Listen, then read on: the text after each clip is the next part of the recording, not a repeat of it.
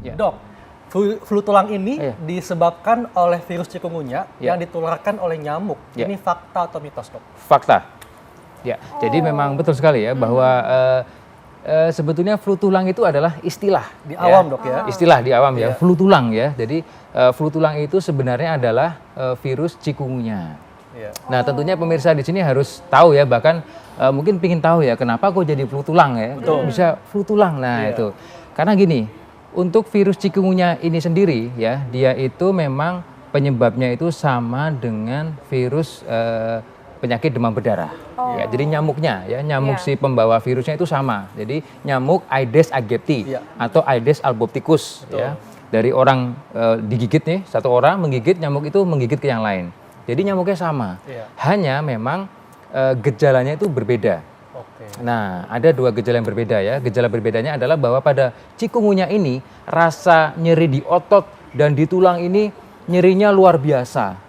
Dan itu bisa berkepanjangan, bahkan lama, bahkan sangat lama.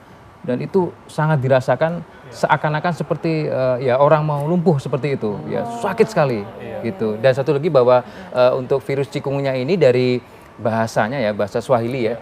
Awalnya itu artinya adalah membungkuk, melengkung. Nah, kenapa seperti itu? Karena biasanya orang-orang itu saking gini, Dok, nyerinya ya? sampai dia membungkuk. Gitu. Dok, katanya ini penyakit flu tulang atau yang berasal dari chikungunya itu adalah penyakit khas wilayah tropis. Itu fakta atau mitos? Ya, fakta. Ya, itu fakta ya. Jadi memang untuk virus ini memang khasnya di tropis ya. Awal mulanya dulu ada virus chikungunya ini ada di Afrika ya, di Tanzania. Itu sekitar tahun 1950 sekian. Awalnya dari sana, kemudian dia masuk ke Indonesia sekitar tahun 1970 atau 80-an. Di Samarinda pertama kali, Dok ya? Oh iya, Samarinda betul ya. Iya, awalnya tahun 1990, kemudian sempat terjadi wabah di Indonesia. Dan juga sempat terjadi KLB atau kejadian luar biasa sekitar tahun 2000-an. Dok, ini juga penonton ingin tahu, Dok. Kalau pada chikungunya, ini sendi yang diserang sendi yang mana nih? Apakah lutut, pegangan tangan, atau jari-jari? Ya, biasanya memang sendi-sendi tulang panjang ya, daerah kaki, ya, lutut, kemudian di pergelangan jari tangan dan jari kaki, ya, jari tangan, jari kaki, kemudian lutut, itu nyeri sekali. Kemudian punggung juga, ya, tulang belakang, punggung, itu nyerinya luar biasa. Di samping juga ada gejala-gejala yang lainnya. Gejala-gejala lainnya adalah demam, Dok ya? Ya, betul. Ini demamnya sama nggak dengan DBD? Naik turun atau tidak? Ya, beda ya. Jadi kalau demam berdarah itu dia demamnya tinggi terus ya. Tinggi naik turun kan? Naik turun. Biasanya turun setelah pemberian obat sih kalau yang demam berdarah. Kalau memang polanya agak berbeda. Ya, tidak mirip lah semacam itu. Walaupun sama-sama. Flu tulang itu biasanya tidak berakibat fatal. Ini fakta atau mitos? Tidak berakibat fatal. Ya. Ini saya sebut dengan mitos. Ya. Berarti berakibat fatal, Dok ini. Jadi gini, bisa berakibat fatal jika gitu ya, jika tidak ditangani dengan baik dan benar ya. Maksudnya begini. Jadi untuk khusus ya, kita sebut ya, kita berbicara di sini virus chikungunya. Memang virus chikungunya ini jarang yang mengakibatkan kematian. Jarang yang mengakibatkan hingga shock. Ya, pendarahan itu jarang pada virus chikungunya ini. Bedanya ada ya, Dok, ya? Dilaporkan ada, sempat ada juga. Walaupun jarang. Oleh karena itu inilah bedanya dengan virus demam berdarah begitu.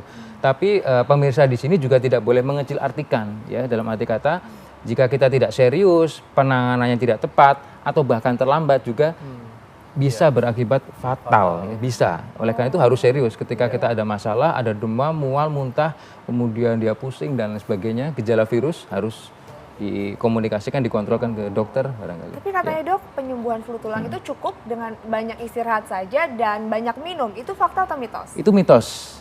Maksudnya begini ya. Maksudnya kalau hanya cukup dengan air dan istirahat ya, saya kira kurang. Tapi ya dengan istirahat dan air itu juga dua hal yang membantu dan memang itu fokusnya di situ. Jadi betul bahwa virus demam berdarah, virus chikungunya pada dasarnya kita memberikan air atau cairan itu yang utama ya. Tapi tidak hanya dengan dua itu saja. Kenapa? Karena yang perlu adalah nutrisi.